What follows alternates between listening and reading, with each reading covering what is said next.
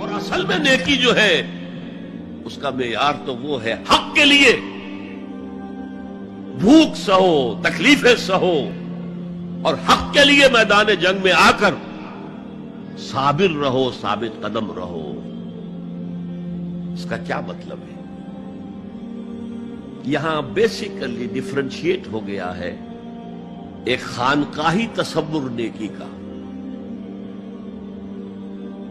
ذکروں کے ذریعے، مراقبوں کے ذریعے اپنے آپ کو مانجے جاؤ، مانجے جاؤ، مانجے جاؤ، پھر وہ جو جن کو مانج دیا گیا ہے وہ دوسروں کو مانجھیں مانجھیں مانجھیں، مانجنا ہی چلا ہے، آگے نہیں۔ میدان میں آ کر باطل کو چیلنج کرنا یہ نہیں، ہے ہی نہیں۔ اور شیطان خوش ہوتا ہے، ہنستا ہے کہ چاہ لگا مست رکھو ذکر و فکر صبح گاہی میں اسے، اور پختہ تر کر دو مزاج خانقاہی میں اسے، تاکہ اصل جو ہے میدان وہ میرے لیے کھلا چھوڑ کر لگے رہے۔ نہیں، اصل کرائیٹیرین آپ کی صداقت کا، آپ کی نیکی کا تواصوا بالحق وتواصوا بالصبر۔ یہ صبر کسی اور کام کے لیے نہیں ہے، یہ کوئی وطن پرستی کی جنگ کا ذکر نہیں ہے، یہ کوئی قوم پرستانہ جنگ کا ذکر نہیں ہے، یہ کوئی اپنی جیسے بادشاہ کرتے تھے اپنی دولت بڑھانے کے لیے، اپنی مملکت کو توسیع دینے کے لیے صبر نہیں ہے، بلکہ یہ راہ حق میں والصابرین فی الباساء والضراء وحین الباس، خصوصاً وہ جو صبر کرنے والے ہیں فقر و فاقہ میں، بھوک میں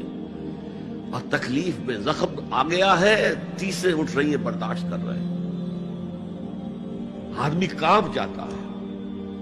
معاذ اور معوذ جو دو نوجوان تھے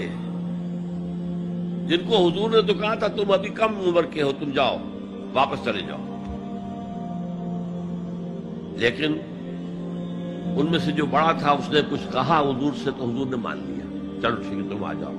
چھوٹے نے کہا حضور میں اسے پچھاڑ سکتا ہوں، آپ نے کشتی کرائی، اس نے پچھاڑ دیا، اچھا بھائی آ جاؤ، تم بھی آ جاؤ۔ انہی میں سے ایک کا ہے، میں بھول رہا ہوں ان کا نام، ان کے ایک شانے کے اوپر تلوار کا وار پڑا، پورا شانہ کٹ گیا، کوئی ایک تسمہ، کوئی ایک ٹینڈن لگا رہ گیا کسی۔ اب وہ ہاتھ جو ہے وہ لٹک رہا ہے، وہ دوسری ہاتھ سے تلوار چلا رہے ہیں، لیکن یہ رکاوٹ ڈال رہا ہے۔ انہوں نے اپنے ہاتھ کو اپنے پاؤں کے نیچے رکھا، زور سے جھٹکا دیا اور اس بازو کو علیحدہ کر کے پھینک دیا۔ اور میں سچ کہتا ہوں انہیں کوئی درد محسوس نہیں ہوا ہوگا۔ وہ جذبہ جو ہوتا ہے وہ انسان سے سب کچھ کرا دیتا ہے، جس کا ہم تصور نہیں کر سکتے۔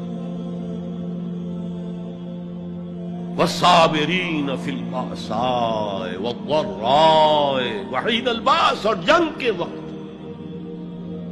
حق و باطل کی جنگ، وہ جنگ جو ہے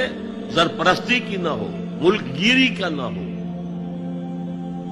وہ حق کے کلمے کو بلند کرنے کے لیے، انسانوں کو ملوکیت کے شکنجے سے نجات دلانے کے لیے، انسانوں کو کیپٹلزم کے جنگل سے اور اس کے چنگل سے نجات دلانے کے لیے، وہ جنگ جو حق کے لیے، اس میں ثابت قدم رہنا، یہ صبر کی سب سے اونچی منزل ہے۔